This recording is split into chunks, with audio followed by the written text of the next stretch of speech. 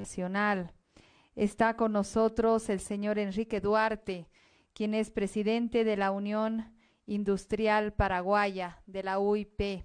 Sabemos que el Paraguay tiene un espacio de crecimiento empresarial industrial muy interesante durante los últimos años. Su normativa nacional es totalmente amigable para las inversiones internacionales. Sin embargo, también sabemos que uno de los problemas que tienen al interior de Paraguay es el contrabando, y sabemos que la Unión de Industriales Paraguaya viene trabajando intensamente en poder combatir y luchar contra el contrabando y también contra la informalidad. Aunque Paraguay ha sido uno de los países, pocos países y por no decir el único, que ha tenido un crecimiento en su economía durante la pandemia, cuestiones que hay que resaltar y que hay que felicitar. Presidente Duarte, muchísimas gracias por haber aceptado esta invitación de la Cámara Nacional de Industrias. Nos sentimos muy honrados de poder tener su participación de acuerdo a su agenda que está tan apretada. Para poderle dar la palabra, por favor, me voy a permitir dar una pequeña lectura a una reseña de su biografía. El presidente Enrique Duarte Luragui es actualmente presidente de la Unión Industrial Paraguaya.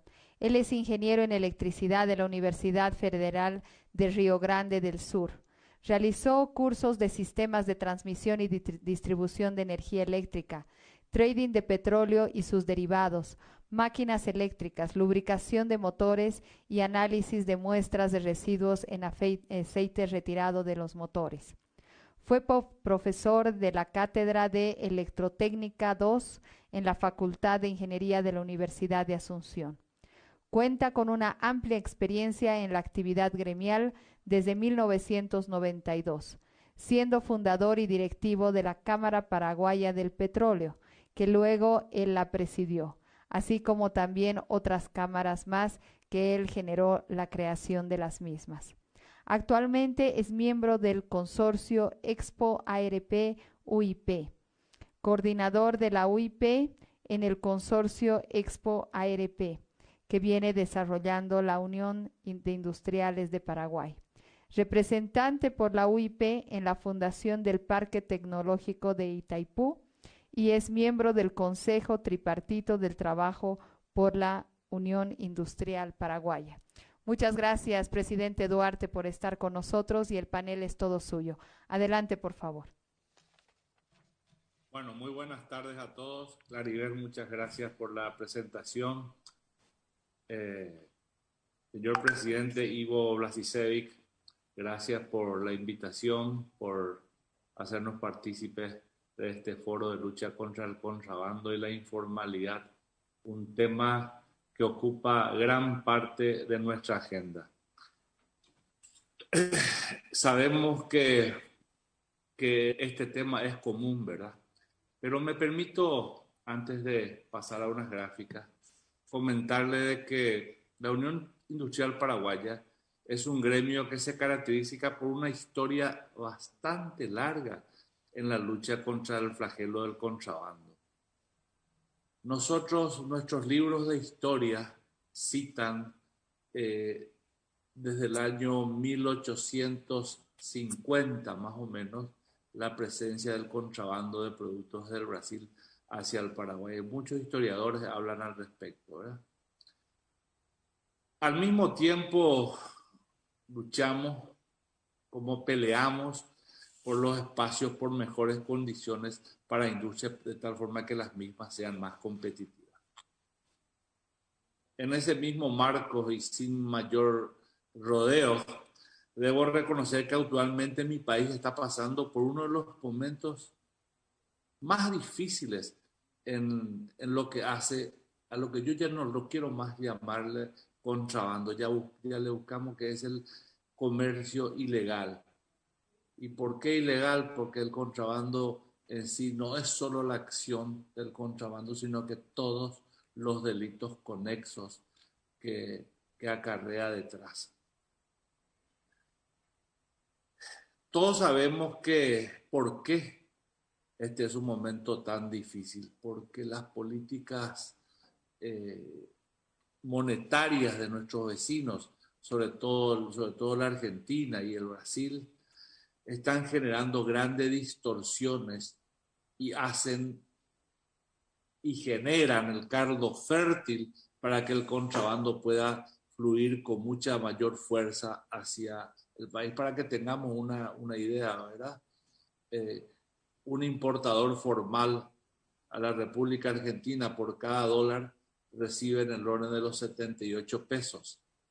Un importador informal con $1 que no lo remite vía bancaria, que lo lleva a la frontera, recibe 190 pesos. Esa es la distinción, además de no pagar los aranceles los gastos de exportación y el IVA. O sea, esa situación nos incomoda, nos está generando unas situaciones históricamente nunca vividas, están afectando el empleo formal, de los cuales vamos a hablar un poquito más adelante, está afectando todo lo que es no solo la economía, sino que también al sector tributario y por ende a la salud, a la educación y a la seguridad, que son aquellas prestaciones que todos los ciudadanos más pedimos al Estado.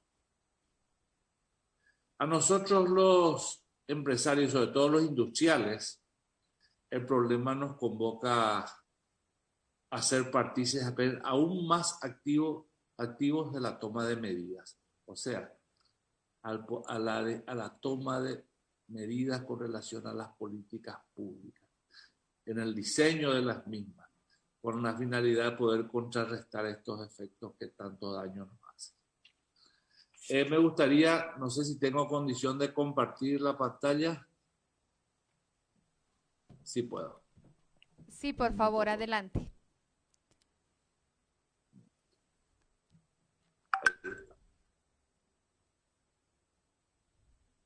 Muy bien. Hemos preparado una pequeña presentación. Excelente. Y llevándolo ahí lo tienen, ¿verdad? Se ve muy bien. Ahora sí, muchísimas gracias. Bueno. En primer lugar, vamos a hacer un poquito una presentación país en materia de cifras. Y estos datos están avalados por el INE y el Banco Central del Paraguay. La población actual del Paraguay es de 7.300.000 habitantes aproximadamente, con un Producto Interno Bruto de 48.172 millones de dólares y per cápita de 6.551, con una moneda que es el guaraní, que está vigente desde el año 1943. Nuestra densidad poblacional, sobre todo en la región oriental, es del 0.73. Si nosotros miramos un poco la torta de lo que es el Producto Interno Bruto, vemos que la industria, la cual represento, forma parte de lo que denominamos el sector secundario, el cual representa el 34% del Producto Interno Bruto. La manufactura propiamente dicha y la construcción corresponden al 27.6%, y las exportaciones industriales 45% registradas del Paraguay. La manufactura, la manufactura de origen agropecuaria representa el 33%. Y la manufactura de origen industrial, propiamente dicho, el 11% de las exportaciones. Es importante que entendamos que de parte de este sector también conforman lo que es la parte de energía y agua, del cual Paraguay es un exportador, pero que en este momento está pasando por mal momento por el tema, por las cuestiones hídricas. Vamos a hablar un poquito de informalidad. Según datos del INE, del Prodesarrollo,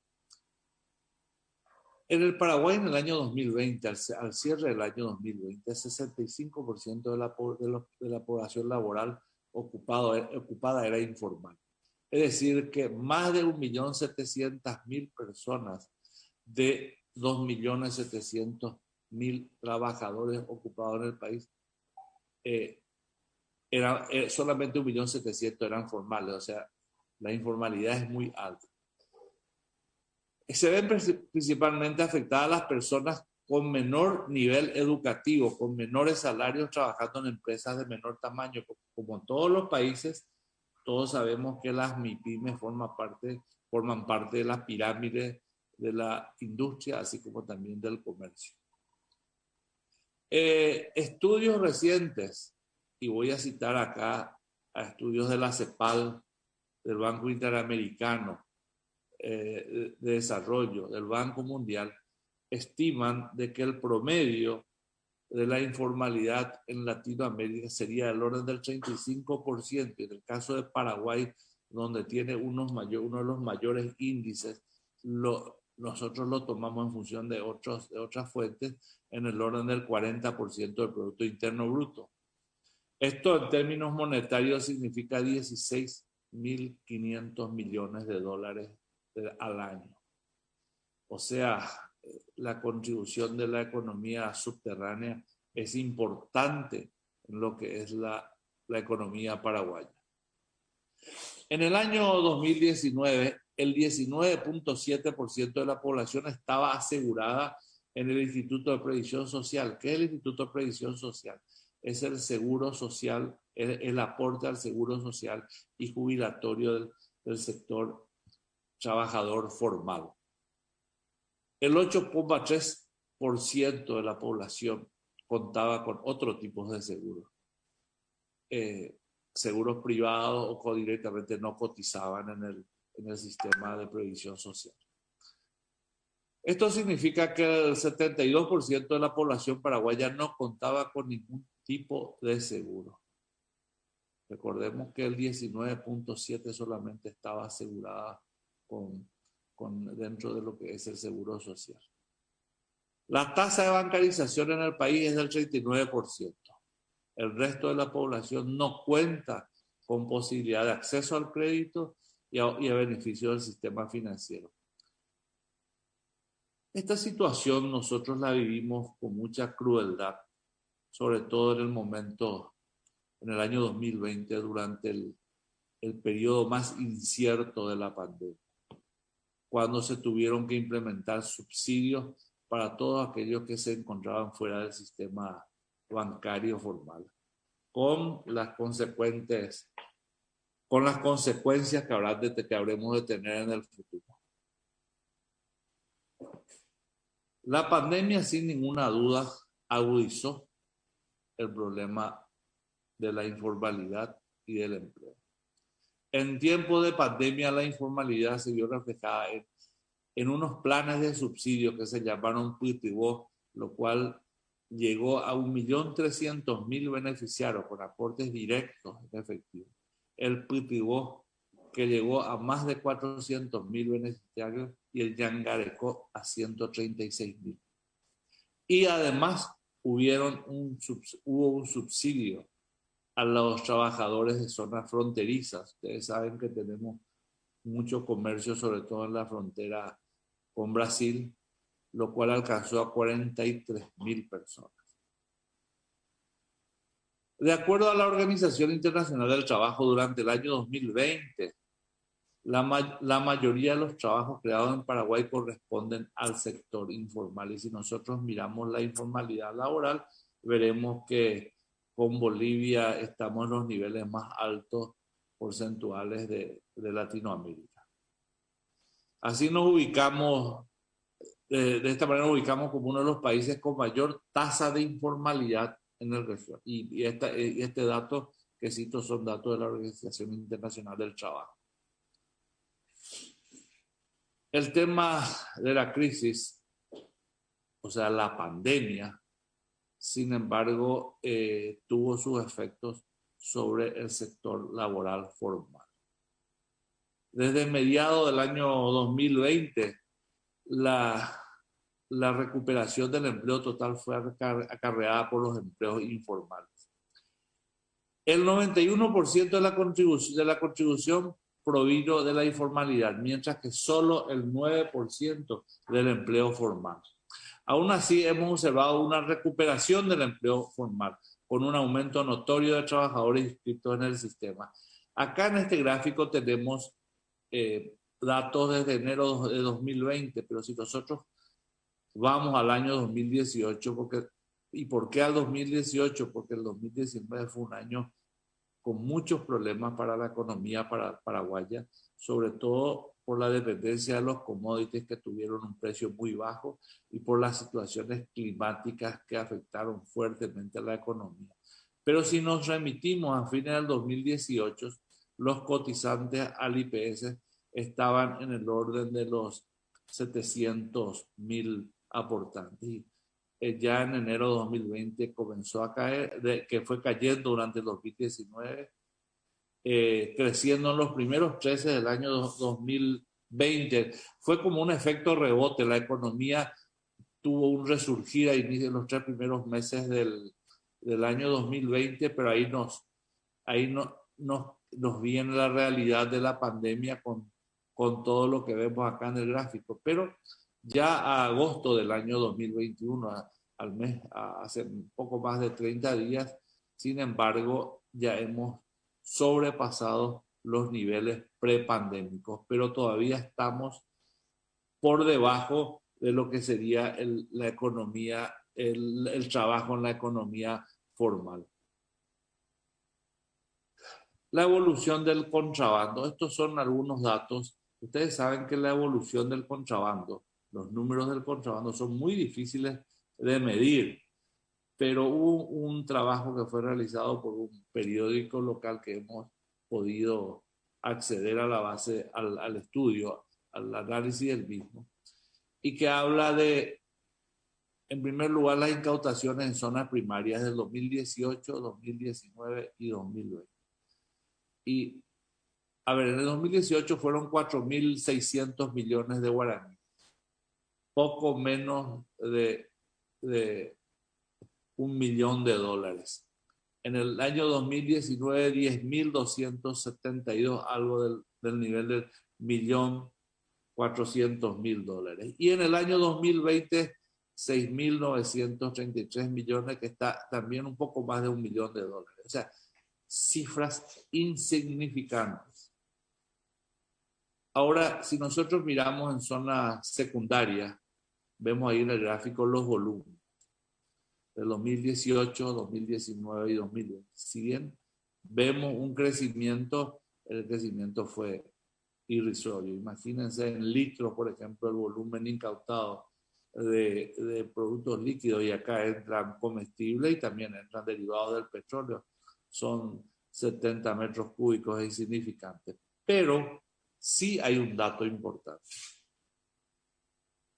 En lo que va del año 2021, en el último informe cerrado al mes de mayo de la Organización Interinstitucional de Lucha contra el Contrabando, un primer informe habla ya de $30 millones de incautación en lo que iba del mes de enero hasta el mes de mayo.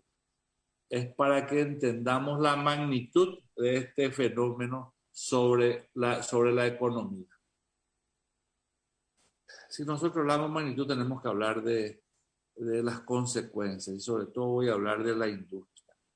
Esta economía subterránea, esta economía informal, tiene un efecto directo sobre lo que es la competitividad de las empresas, y esa competitividad se viene por precios.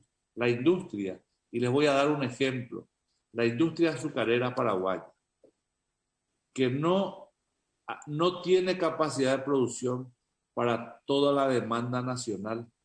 Durante el periodo en el que el encierro fue más estricto del Paraguay, consumió toda la capacidad productiva de la industria. Sin embargo, voy a tomar el mes de agosto, esa capacidad productiva cayó en 90%. O sea, hoy la industria azucarera provee el 10%, dependiendo de la semana sube un poco hasta el 15% de lo que producía durante el encierro más duro, que nosotros al comienzo estimábamos que provenía de una acción severa de control en las fronteras, pero ya después nos hemos caído en la realidad de que era más por el temor a lo desconocido que por los controles.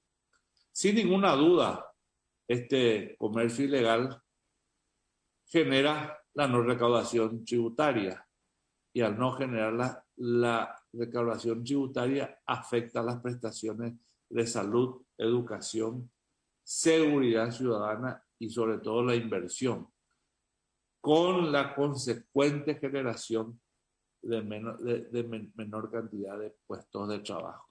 Nosotros tenemos en el país una población económicamente activa que crece en el orden de las 75.000 personas al año, de las cuales el país y el sistema le dan opciones laborales o de estudios a la mitad.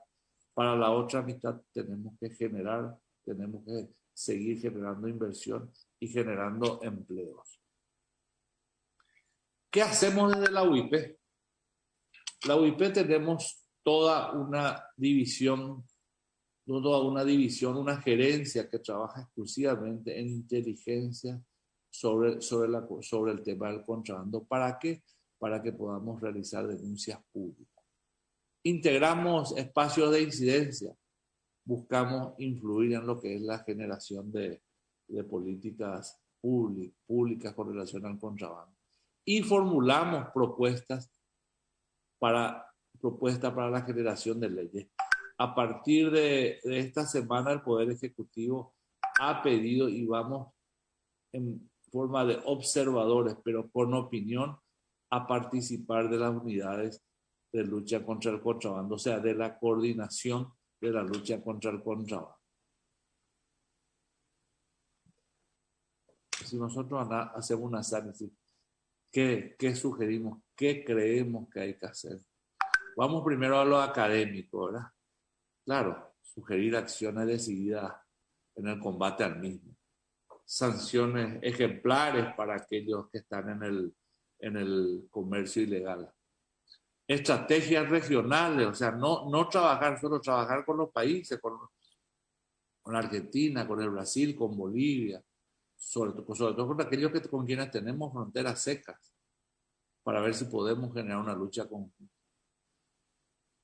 Y, por otro lado, políticas públicas que ayuden a fortalecer a la industria local y generando, me gustó mucho la definición, generando motivaciones al sector, más que subsidios. Nosotros en la industria nos caracterizamos ni en el momento de pandemia por no haber solicitado subsidios. Siempre nos hemos dedicado a solicitar oportunidades. Yo quiero comentarle un poco algo, porque dije que esto es lo académico. En el análisis estricto que realizamos, creemos que la única manera de una lucha real contra el contrabando sería la lucha contra la impunidad. Como nosotros sabemos, para que exista comercio ilegal, comercio informal, siempre hay dos partes. Hay una pata privada y hay una pata pública. ¿Qué es lo que pasa? Esto se acelera, esto toma más volumen, toma más forma, toma más valor cuando más impunidad existe. Y hoy lo que nosotros entendemos que ocurre en mi país es el hecho de que la justicia no tiene la acción que debería tener sobre los agentes tanto privados como públicos en cuanto a los castigos. Mientras nosotros no fortalezcamos el sistema jurídico nacional, y creo que son problemas que también tienen otros países de la región, no vamos a tener resultados concretos. Entonces, ¿por dónde pasa también nuestro trabajo? Pasa por concienciar. Trabajamos en la concienciación de la ciudadanía, porque es muy difícil explicar a un pueblo que está saliendo de un periodo pandémico, de que no compre o que no accedan a productos que están muchas veces por debajo de la mitad del precio de un producto importado legalmente. Y nos encontramos con serios problemas y serias distorsiones. Por ejemplo, y creo que deben tenerlos también todos ustedes, tenemos una empresa multinacional representante de leche maternizada, la leche para los niños, que tienen un precio y que ingresan ilegalmente a menos de la mitad de precio y son vendidas en los mercados y las calles sin medidas de seguridad y sin controles fitosanitarios, sin controles logísticos. A veces necesitan controles en materia de temperatura para el almacenamiento. Y bueno, y estamos teniendo inclusive problemas de salud en niños acarreados por este tipo de contrabando, por el contrabando del pollo, que pierde la cadena de frío y que genera problemas en la salud de la población, pero vuelvo a decir, vendidos a mitad de precio de lo que puede vender una industria legalmente constituida. O sea, estamos, a pesar de todo este problema, de todo esto que les conté, sin embargo, la industria sigue creciendo. Nosotros, ese número que tenemos que les he presentado antes, es y considera, es una proyección al cierre de este año, pero con todo este problema del contrabando que les estoy comentando. El 34%, el ir del 32% aproximadamente al 34% al cierre de 2021 es un crecimiento del sector secundario. Pero tenemos que considerar que en materia de electricidad y agua hemos caído. O sea que a pesar de esa caída, tanto el sector manufacturero como el sector de la construcción y la industria y la agroindustria han crecido. Yo quiero dejar otra reflexión con respecto a lo que nosotros pensamos. Nosotros trabajamos por buscar no ser un país que dependa de las exportaciones de materias primas. No queremos depender de la exportación de grano o quién sabe, la carne sin procesar.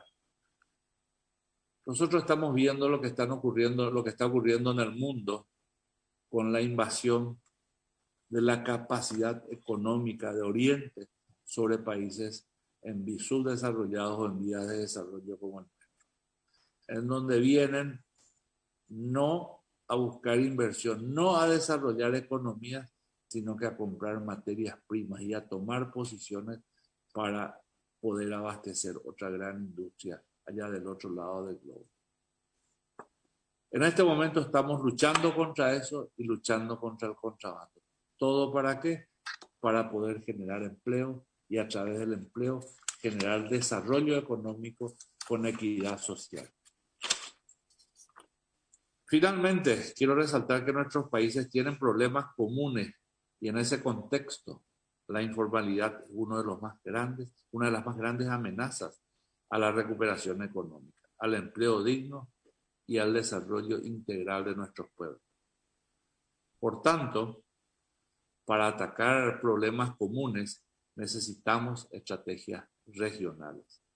La colaboración entre nuestros países, tanto del sector público como del sector privado, no solo es urgente, es indispensable y debe perdurar en el tiempo. Le agradezco mucho que nos hayan escuchado, estamos a disposición acá para más tarde o responder cualquier duda o para contestar cualquier duda. Muchas gracias.